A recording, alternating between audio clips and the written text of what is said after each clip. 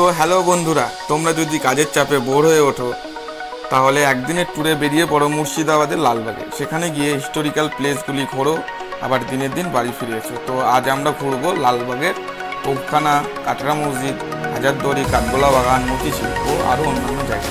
তো চলো আমাদের সঙ্গে থাকো। হ্যালো বন্ধুরা, কেমন আছো? আশা করি সবাই ভালো আছো এবং সুস্থ আছো।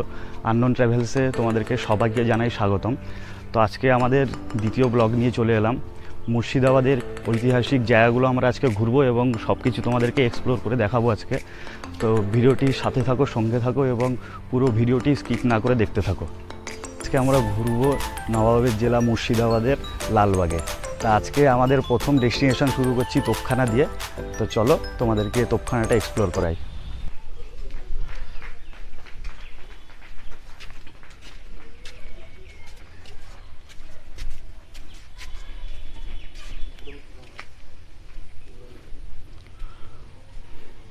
ফার্স্টেই তোপখানা দেখার আগে এখানে কিছু লিখিত দেওয়া আছে, সেগুলো একটু তোমাদেরকে দেখিয়ে দিই।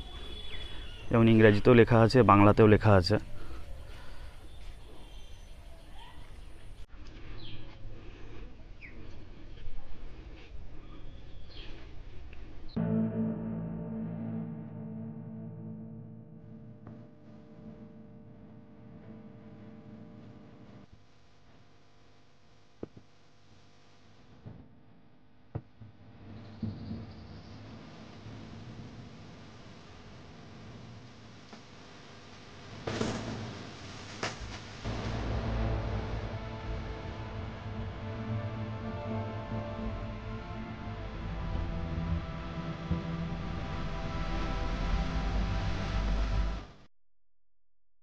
জাহানকোষার অর্থ হলো যে কামান বিশ্ব জয় করেছিল, সেই জন্য এই কামানের নাম দেওয়া হয়েছে জাহানকোষা কামান।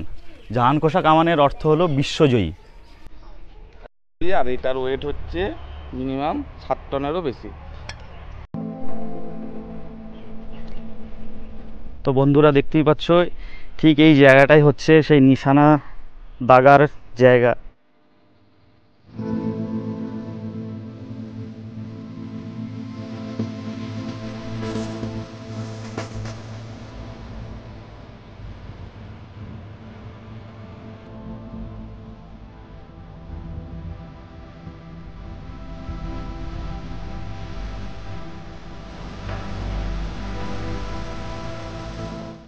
তোপখানা দেখেই আমরা বেরিয়ে পড়লাম আমাদের পরের ডেস্টিনেশন কাটরা মসজিদের উদ্দেশ্যে।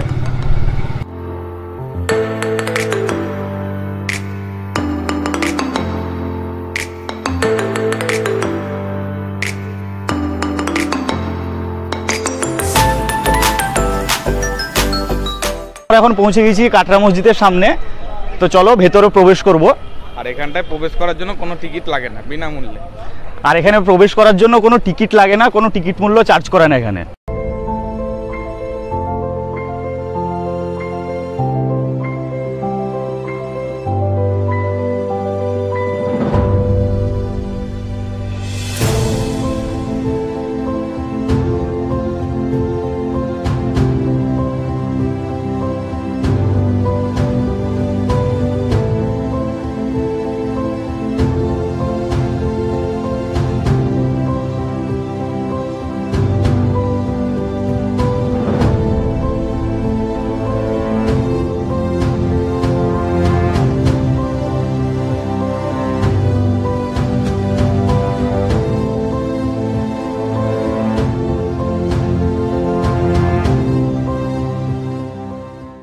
তো বন্ধুরা, এই কাটরা মসজিদ নির্মিত হয়েছিল 1723 থেকে 1724-এর ভেতরে।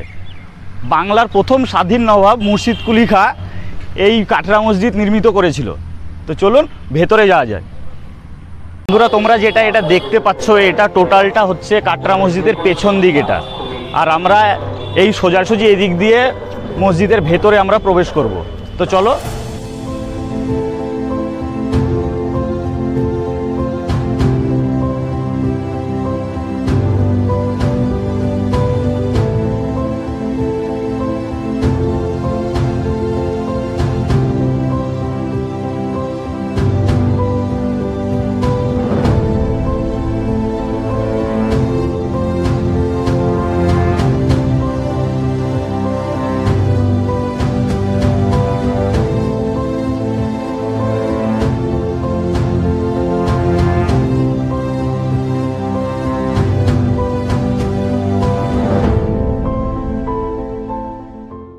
তো চারিদিকটা তোমরা একটু দেখো।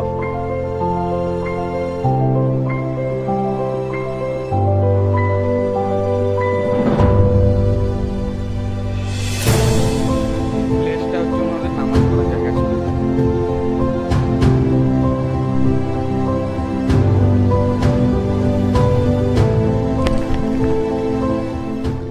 এইখানেই বসেই সবাই নামাজ পড়তো।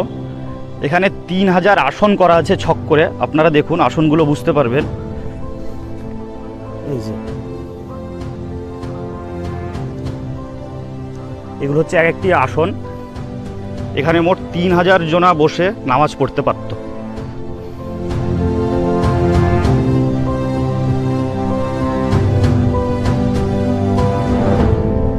বর্তমানে পুরো মসজিদটা নাই এখন, প্রাকৃতিক দুর্যোগের ফলে।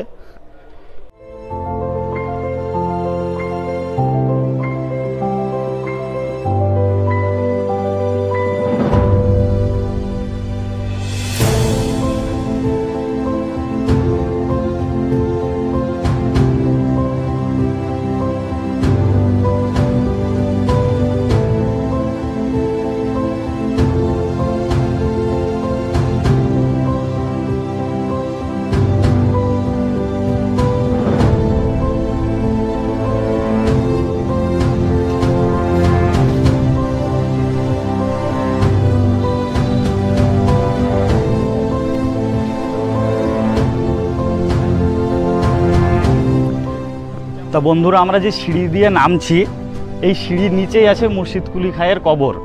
তো চলো সেটা আমরা দেখবো এখন।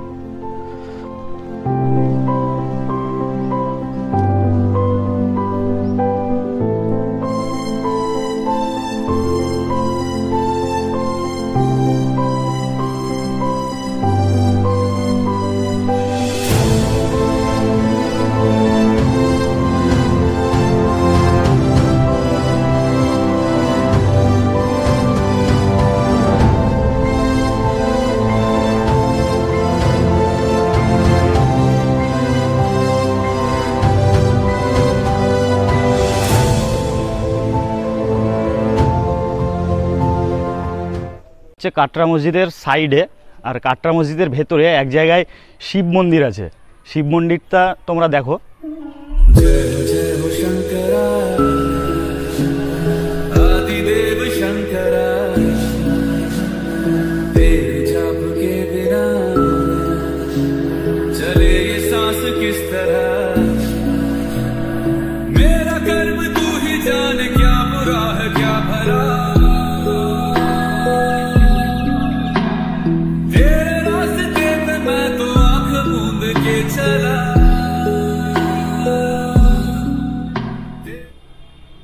সেপ্টেম্বর মাস প্রচণ্ড গরম। তোমরা এলে নভেম্বর, ডিসেম্বর, জানুয়ারি, ফেব্রুয়ারির দিকে আসবে। শীতের টাইমে আসবে। শীতের টাইমে এখানে পুরো পিক সিজন চলে। অনেক ট্যুরিস্ট বাইরে থেকে, দেশ বিদেশ থেকে অনেকে আসে। কাটরা মসজিদ দেখে আমরা বেরিয়ে পড়লাম পরের ডেস্টিনেশনের উদ্দেশ্যে, নসিপুর রাজবাড়ি। আমরা এখন যাব নসিপুর রাজবাড়িতে। আর তোমাদেরকে আর একটা জিনিস বলে দিই, যে জন্য মুর্শিদাবাদ বিখ্যাত আমের জন্য, সেই আমবাগানের ভেতর দিয়ে আমরা এখন যাচ্ছি। দেখুন চারিদিকে আমবাগান। এই মুর্শিদাবাদের লালবাগের আম গোটা পৃথিবী বিখ্যাত, আর এইখান থেকেই আম পুরো পৃথিবীতে ডিস্ট্রিবিউট হয়। আমবাগানগুলো তোমরা একটু দেখো। আমরা এখন এই আমবাগানের ভেতর দিয়েই যাচ্ছি। পরের ডেস্টিনেশন ছিল নসিপুর রাজবাড়ি। তা নসিপুর রাজবাড়ি যাওয়ার পথেই আর একটা আমরা ডেস্টিনেশন খুঁজে বার করলাম, সেটা হচ্ছে ফৌতো মসজিদ। তা আমরা সেখানেই যাব। তো চলো আমাদের সাথে থাকো, আর গোটা ভিডিওটা দেখতে থাকো। গোটা ভিডিওটা স্কিপ করো না, তাহলে অনেক কিছু কিন্তু মিস করবে তোমরা। গোটা ভিডিওটা বিনা স্কিপে দেখতে থাকো। তো চলো এখন আমরা এগাচ্ছি ফৌতো মসজিদের দিকে। তো বন্ধুরা, এটাই হচ্ছে সেই ফৌতো মসজিদ। প্রাকৃতিক দুর্যোগের ফলে কিছুটা একটু ধ্বংসস্তূপ থেকে গিয়েছে। তো চলো আর সাথে থাকো, আমরা ঢুকবো এখন ফৌতো মসজিদের।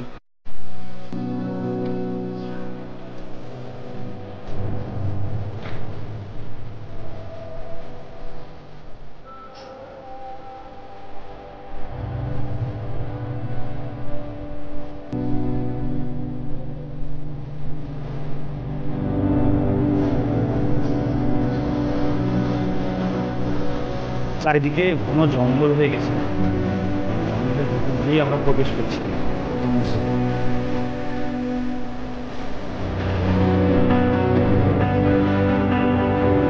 এতটা উঠতে হবে আমাদের।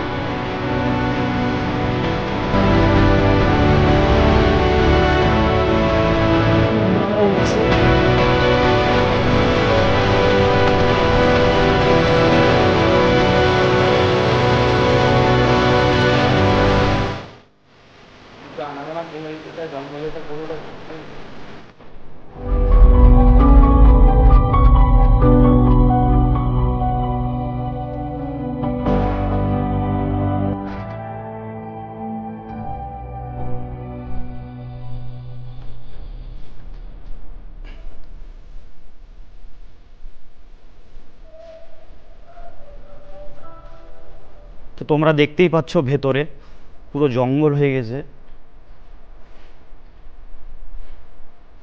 আর ধ্বংসস্তূপ পুরোটাই।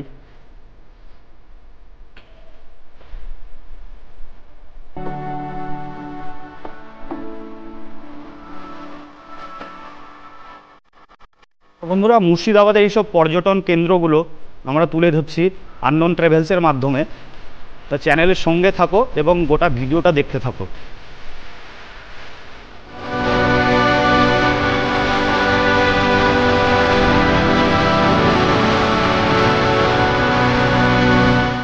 বন্ধুরা, এই মসজিদটা তোমরা যেটা দেখলা, এটা কিন্তু এক রাতেই বানানো হয়েছিল, এক রাতেই তৈরি করা হয়েছিল।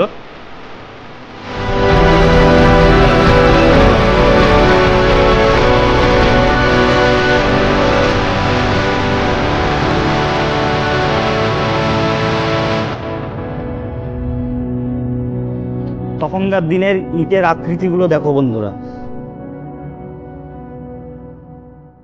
আমাদের পরের ডেস্টিনেশনে পৌঁছে গেলাম, নসিপুর রাজবাড়ি। তো আমরা এখানে ভেতরে ঢুকবো এবং ভেতরে সব কিছু তোমাদেরকে দেখাবো। তো চলো ভেতরে যাওয়া যাক।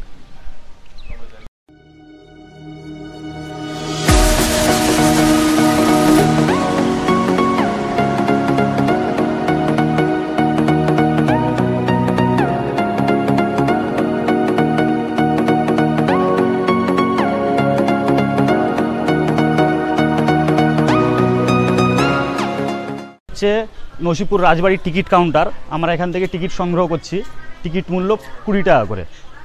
চলো এবার ভেতরে যাব।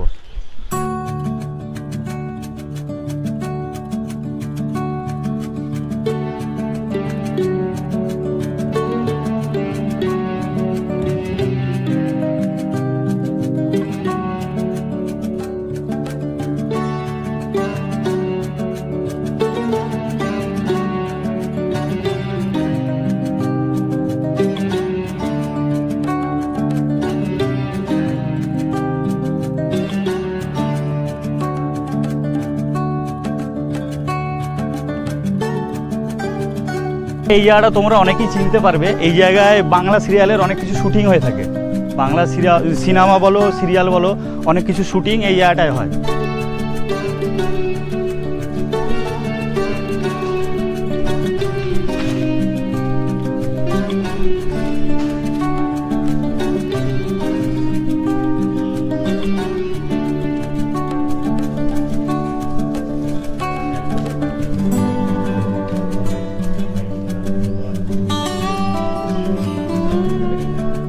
এটাই সেই দরজা।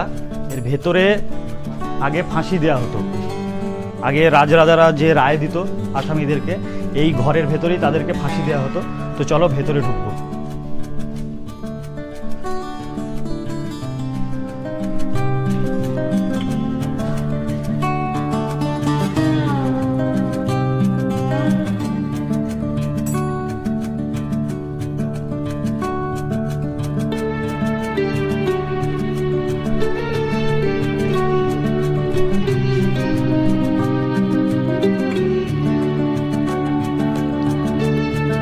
রাজবাড়ির ভেতরে হিন্দু ধর্মের অনেক দেবদেবীর মূর্তি আছে। তো সেগুলো দেখাচ্ছি তোমাদেরকে, একটু দেখুন।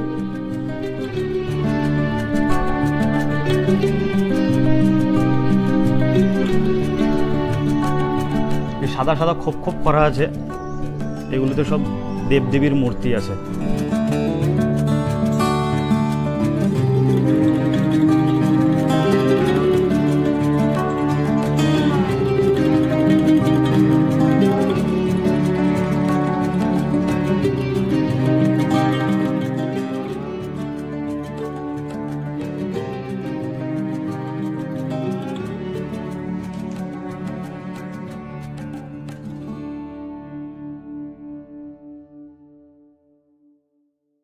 আমাদের বজরংবলীর স্বয়ং প্রতিমা।